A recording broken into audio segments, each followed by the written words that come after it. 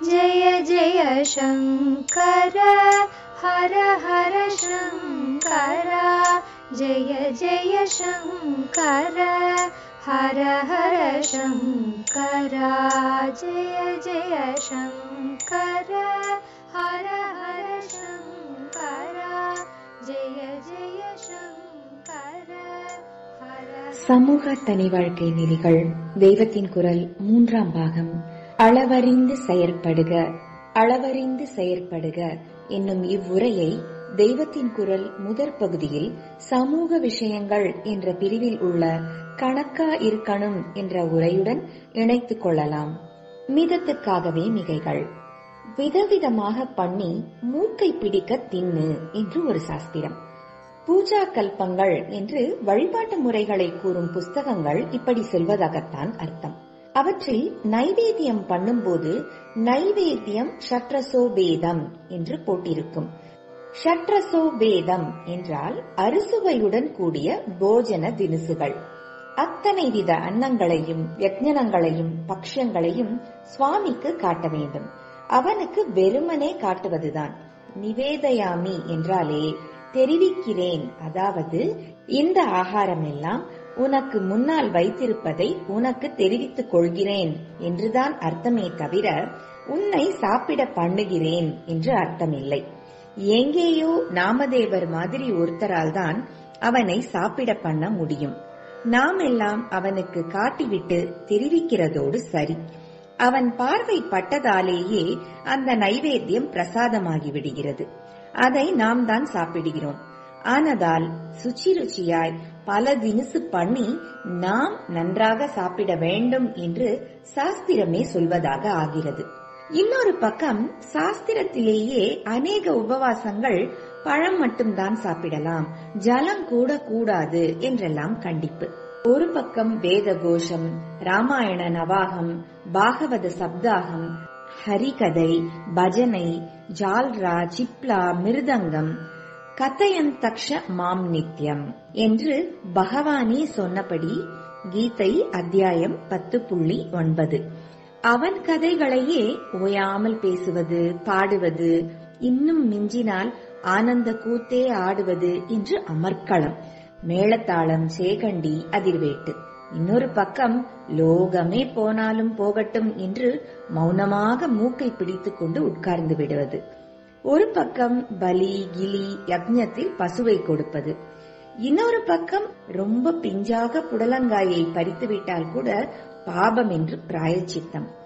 ஒரு பக்கம் முனி, காட்டேரி என்று ஏகப்பட்டவை. அப்புறம் சௌமியமாக தேவதா ரூபங்கள், பலவிதமான கலர், 4 கை, 8 கை, 10 கை, 18 கை என்று அநேக மூர்த்திகள். மூஞ்சூரிலிருந்து யானை, சிங்கம் வரை வாகனங்கள். இன்னொரு பக்கம் நிர்குணம், நாமம் ரூபம் இல்லை, பகவானும் இல்லை, பக்தனும் இல்லை என்று வேதாந்தம். ஒரே சாஸ்திரங்களே இப்படி ஒன்றுக்கொன்று வித்தியாசமாக சொன்னால் என்ன அர்த்தம்?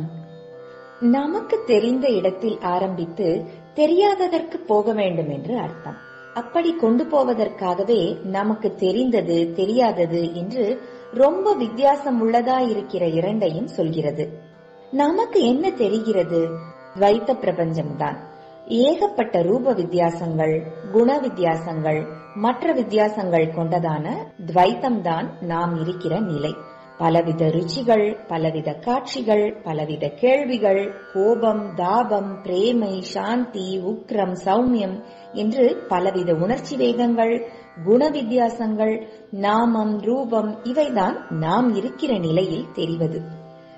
நாம் இருக்க வேண்டிய நிலை என்ன? இப்போது நமக்கு தெரியாததாக இனிமேல் நாம் தெரிந்து கொள்ள வேண்டியது என்ன என்றால் அதுதான் இந்த துவைத்த தோற்றத்துக்கெல்லாம் ஆதாரமாய் இருக்கிற ஒன்றே ஒன்று. அத்வைத்தம் என்று என்னமோ ஒன்று சொல்கிறார்களே, அது. அங்கே ருசி இல்லை, சப்தம் இல்லை, ரூபம் இல்லை, நாமம் இல்லை, குணம் இல்லை. ஆனால் இதற்கெல்லாம் காரணமானது இருக்கிறது.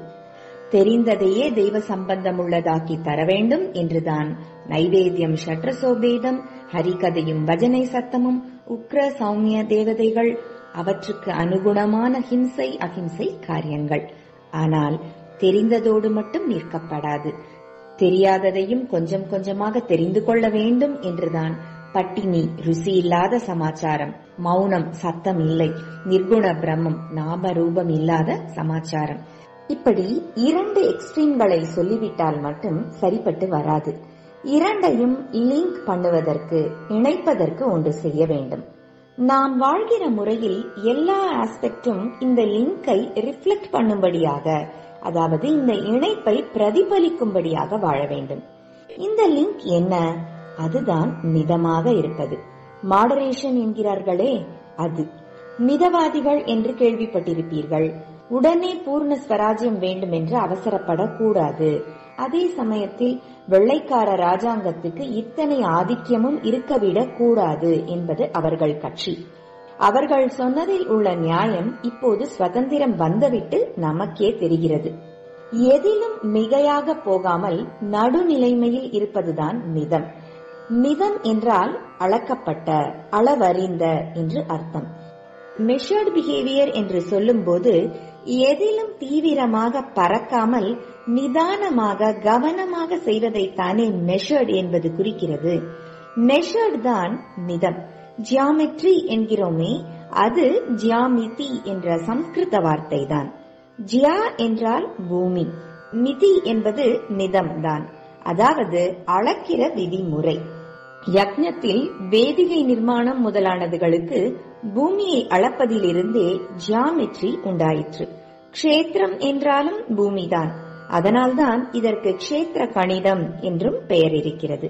செய்கிற காரியம், பேசுகிற பேச்சு, சம்பாதிப்பது, செலவழிப்பது, புத்தியை ஓடவிட்டு நினைப்பது, அலைவது, சாப்பிடுவது, டிரெஸ் பண்ணிக் கொள்வது, பொழுதுபோக்கு, எல்லாவற்றிலுமே ஒவ்வொன்றிலுமே ஓவராக போய்விடாமல் மனஸ் எதற்கும் வசப்பட்டு விடாதபடி அளவறிந்து மெஷர்டாக வைத்துக் கொள்வதுதான் மிதம். எல்லாவற்றிலும் இப்படி பண்ணுகிற பழக்கம் வந்துவிட்டால் சித்தம் சமநிலையில் பரமசாந்தமாக ஆவதற்கு உதவும்.